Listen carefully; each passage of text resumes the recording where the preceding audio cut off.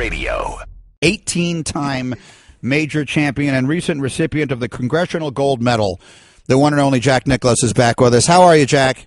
I'm doing great, guys. How are you? We're well, and I think we were all so moved by how touched you obviously were when you were in front of Congress a couple of weeks ago receiving that, and with your family and the things that you said. If you could, you're a person who's received about as many honors and awards as just about anybody in our society, but that one seemed to be really special to you. It was really special, and what was really special was my son Jack just knocked it out of the park, and he was just, it's when you stand there as a father and listen to your son speak, and as nicely as he spoke and from the heart, it was just. I said after he spoke, I said, I didn't care what happened after that, but he was great, and it was a great ceremony, and then everybody couldn't have been nicer. And they didn't give that to Jack Nicklaus because he was a great golfer. They gave it to him because of decades of philanthropy, which is included in integrating charity into all of his global businesses. Yeah.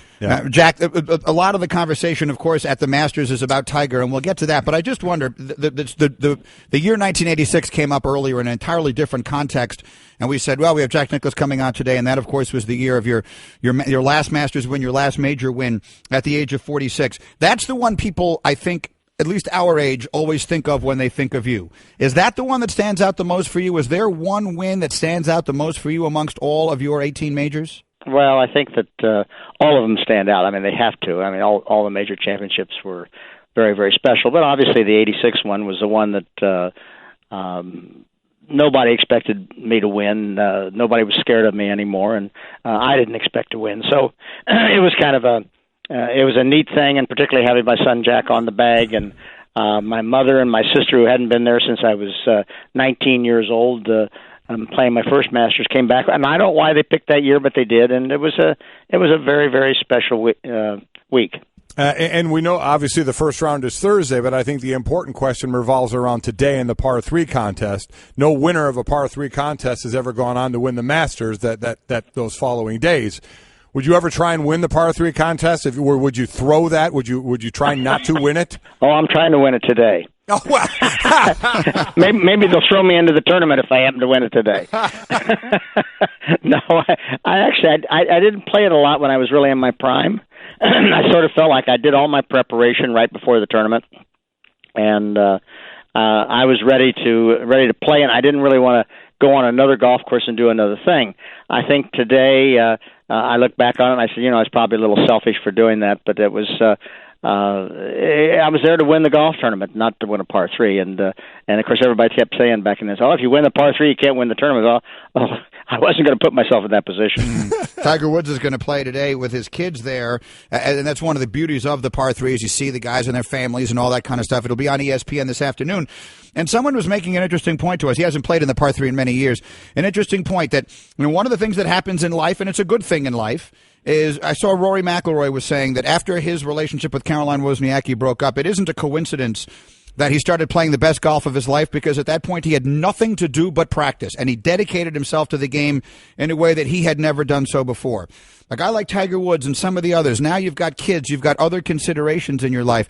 Is that one of the reasons that it's harder to be on top as you get older, because you just have more things going on in your life? Well, frankly, I think it was easier. And the reason I say that is when you're single or you're just you and your wife, you're coming home and you're just sharing it with one person. But when you start have a family, you start to share it with your family. And I just love coming home and having my kids be excited about my playing well or being part of it, or the whole thing. And now my grandkids, never saw me hit a shot in a major, but I've got 22 of them, and they just we talk about a lot of different things, and it's kind of neat to be able to share that with your family. I think it's I don't know. I think it's a calming influence rather than one that actually is a detriment. The par 3 contest again, live from Augusta, 3:00 Eastern on ESPN. It was interesting. Rory McIlroy, the top golfer now, talking about the Masters, saying that he used to play it thinking about the shot I can't hit, or this is where I can't land the ball, instead of now he says I'm thinking about where I should land the ball. Did you go through that at Augusta when you were younger, through more of the negative thought of this is where I can't hit it instead of this is where I need to hit it? Well, you always hear everybody say, be positive about this, be positive about that. I was a little more practical than that. I think you always had about 6 shots on any golf course, and particularly here at Augusta, you've got the tee shot at 2, and you've got the second shot at 11, the tee shot at 12, the tee shot at 13, second shot at 15, the tee shot at 16.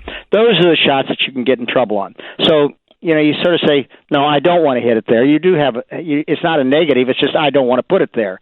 You make up your mind where you're going to put it and hit it, and the rest of the golf course you can attack. So I think it's a little foolish to say just be positive, because you be positive all the time. Pretty soon you're not going to hit the shot the way you want to, and you're going to end up in trouble. So I think you have to think about where the trouble is and what the problems would be if you get there. So I think it's a combination. Mike and Jack Nicklaus. You can go to his website, Nicklaus.com, and see any of the many things that Jack is involved in his global businesses, including Nicklaus Golf Balls, Jack Nicklaus Ice Cream, and so much more.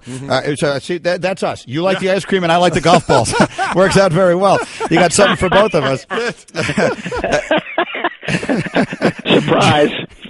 Jack, let's talk about Rory for a minute, and then we'll get to Tiger. The way he finished up last year, the in my opinion, the absolute beauty of the power of his swing and his ability to remain balanced. He certainly has the looks of the guy who could be the next great one. As you watch him, what do you see?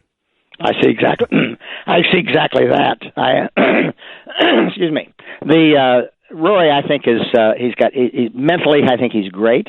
I think he's still a young guy. I don't think he's made up his mind what he wants to do yet, as far as whether he wants to dedicate his life to winning, 25 or 30 majors, or he wants to have a balanced life. I don't know what he wants to do, but I think that's his call. But as a golfer, I think he's terrific. I think he's got a great golf swing. I love his natural motion. He uses the lower part of his body very well, which is not being taught that much today. He is. He's tremendously powerful for not a big guy, and he's tremendously powerful. He's got obviously a great short game, but mentally he's relaxed. He's always got a smile on his face. He's always working hard, but he's also knows where he is and what he's doing, and I like that. As far as Tiger, going through the injuries, going through in between swings, as he's saying, trying to finish and figure that all out, and stepping away from the game, and now coming back, first tournament back, what should his goal be for this Masters? Well, I think his goal is to win, but I sat next to Tiger last night. Tiger and Arnold and I sat next to each other at the Masters dinner last night, and I talked a lot with Tiger, and I think he's mentally he's good. I think he's in a good frame of mind. He's very positive about what he wants to do. I was very impressed with him last night. I thought he had a great outlook on what's going on. So I fully expect Tiger to play very well. I don't know whether he'll win or not, because he hasn't had any competition, but I think he'll do a lot better than a lot of people think he will. Yeah, that's obviously one of the main storylines of this Masters. One other quickly I want to ask you again. The great Jack Nicklaus is with us, and for all of the different items that you can look into with all of his different charitable events as well, you can go to Nicklaus.com.